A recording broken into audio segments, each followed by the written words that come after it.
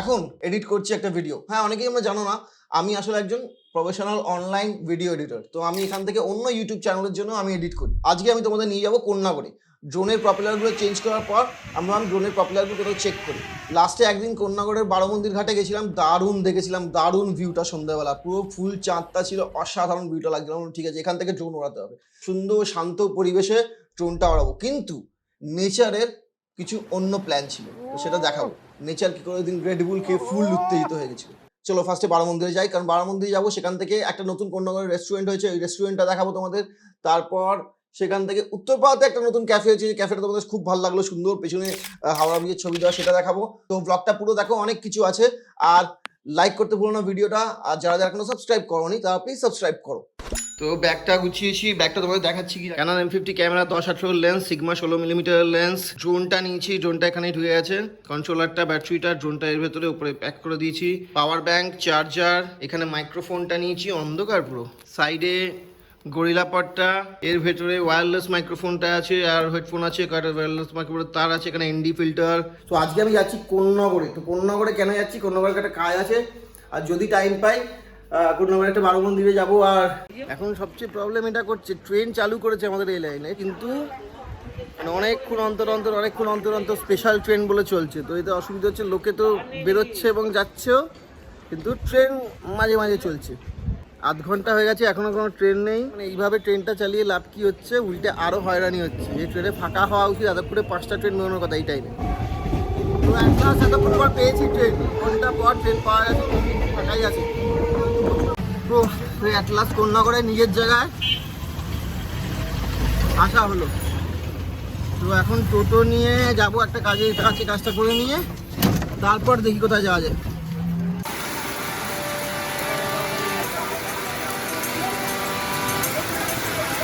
এখন বৃষ্টিতে আটকে গেছি।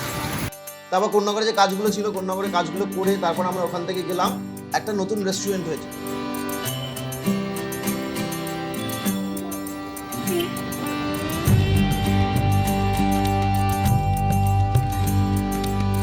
নেক্সট জায়গা যাওয়ার আগে জাস্ট খাওয়ার প্ল্যান ছিল, জাস্ট র্যান্ডাম কোনো রেস্টুরেন্টে গিয়ে খাওয়ার প্ল্যান ছিল। তারপর জাস্ট কি মনে হলো, এখানে এলাম, ভিতরে অ্যাম্বিয়েন্সটা আমি দেখাচ্ছি, অ্যাম্বিয়েন্সটা খুব ভালো, খুব সিম্পল জিনিস নেওয়া হয়েছে আজকে। মাটারা সবাই আছে, কোনো এক্সপেরিমেন্টাল কিছু নেওয়া হয়নি, একটু রিল্যাক্সিং লাগছে, কারণ অনেকক্ষণ ধরে আমরা বেরিয়ে এই দেখে ওই দেখে, বাইরে বৃষ্টি হচ্ছে, বৃষ্টিতে ভিজে। ভালোই বানিয়েছে এটা, চাউমিনটা মোটা মোটা, চাউমিনের টেস্টটা ভালো হচ্ছে। মাঝখানে ওয়াও চায়নায় খেয়েছিলাম, ওখান থেকেও এটা বলা যায় একটু বেটার।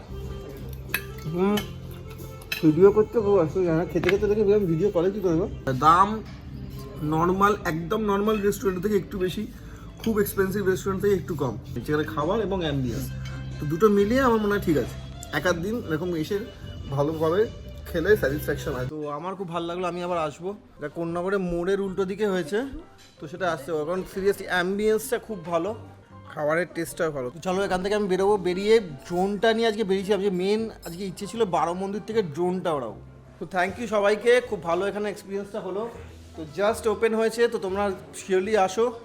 তারপরে আমরা এখন ওখান থেকে এলাম কন্যাগর বারো মন্দির ঘাট। আমার এখন মানে যখন আমরা একদম কম বয়স ছিল, আমি যখন কন্যাগরে থাকতাম, এটা ছিল রোজ বিকেলে আমাদের আড্ডার জায়গা, বসে গিটার বাজানো, আড্ডা মারা। তো এটা একদম ছিল আমাদের মেন হ্যাং আউট প্লেস।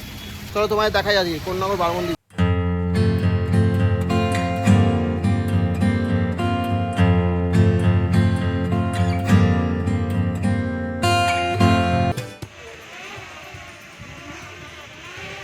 তো নেমে গেছে বৃষ্টি, পুরো পুরো পেছন দিকটা দিয়ে এখন বৃষ্টিটা আসছে। মানে আমি ক্যামেরাটা সেট করছিলাম তুলবো বলে, ড্রোনটা নামিয়ে ফেললাম, আর পুরো অন্ধকার হয়ে গেছিলো। ভাবলাম ক্যামেরাটা সেট করে কয়েকটা নৌকো শট নেবো। ও বাবা, ভাগ্যিস ড্রোনটা নামিয়েছি, পুরো যদি ওইখানটা তাকাই পুরো সাদা হয়ে গেছে ওখানটা।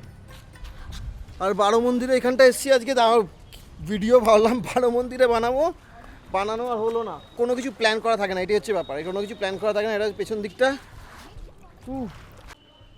চলো তাড়াতাড়ি দেখাই। যখন ছোট ছিলাম এইখানটা বসে তামাক খাওয়া হতো, আর সব গিটার নিয়ে তাড়াতাড়ি করে বাজানো হতো। তাড়াতাড়ি দেখে একদম বৃষ্টি না, যদি দেখাতে পারি দেখিয়ে নিচ্ছি। এই সিটটায় বসতাম, তাহলে এই সিটটায় বসতাম গিটার ফিটার নিয়ে। 15 থেকে 17 বছর হবে, তো ওই যে বৃষ্টিটা ঢুকছে ওখানে। গেল ক্যামেরা। তো সবার আজকে প্রেম করা, আড্ডা মারা, ভিডিও করা, ছবি তোলা গেল বাঞ্চাল। সকাল থেকে শুধু বৃষ্টি হচ্ছে, পুরো পুরো সাদা হয়ে নেমে গেছে এখানে দিয়ে।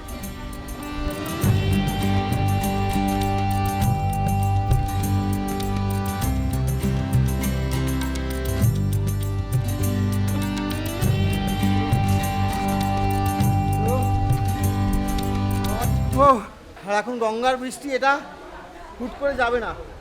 তো আজ সকাল থেকেই বৃষ্টি হচ্ছে, এখানে আছি সকাল থেকেই ভিজছি। ভাবলাম জাস্ট ঘুরে ঘুরে এরকম জায়গাগুলো দেখাবো, কারণ ছোটোবেলা অনেক বছর পর আসা। তো বারো মন্দির নিয়ে কে কী ভিডিও বানাতো, সেটাই যে কোনো জায়গা নিয়ে ভিডিও বানাতে পারো। তো ভিডিও বানানোর জন্য তোমার কোনো স্পেশাল জায়গায় যাওয়ার দরকার নেই। তো এখানে স্পিড বোট যাচ্ছে, তো এখানে সব ওয়েট করছে, এতজন ঘুরতে এসে সবাই বেচারা আটকে পড়েছে। এখানে 1 2 3 4 5 6, এখানে 6টা, ওখানে 1 2 3 4 5 6, 6টা মন্দির নিয়েই তার মধ্যে 12 মন্দির হচ্ছে। তো এদিক দিয়ে গেলে পুরো সুন্দর পুরো গঙ্গাটা দেখা যাচ্ছে, আর কি এটাই মজা। হেভি আরাম লাগছে, হেভি আরাম লাগছে জলটা।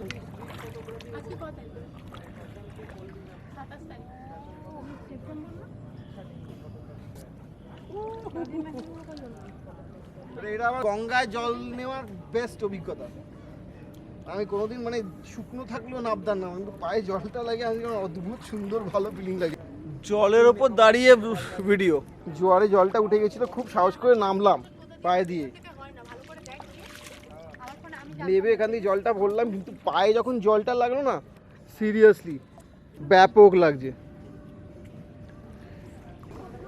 ওয়াও, পায়ে জলটাই প্রথম কি আরাম লাগছে জলটা।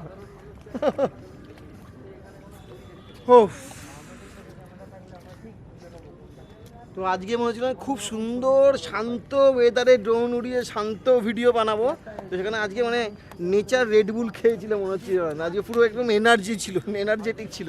তাহলে যেখানেই যাচ্ছিলাম নয় বৃষ্টি, এখানে এলাম ফুল ঝড় উঠলো, এখন ড্রোনটা ওড়ালাম ফুল ঝড় উঠলো, ড্রোনটা নামালাম ভিডিও করতে গেলাম ফুল জোরে বৃষ্টি আসছিল।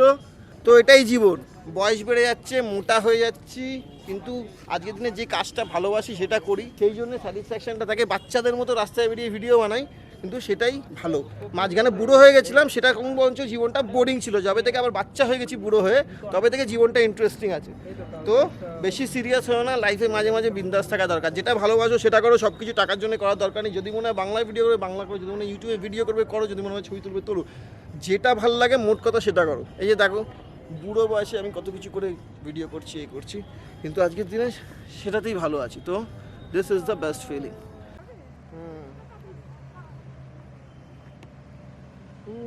স্পিড বোটটা একবার গেল, এখন আবার এসছে জোয়ার, আবার জোয়ার এসছে। হ্যাঁ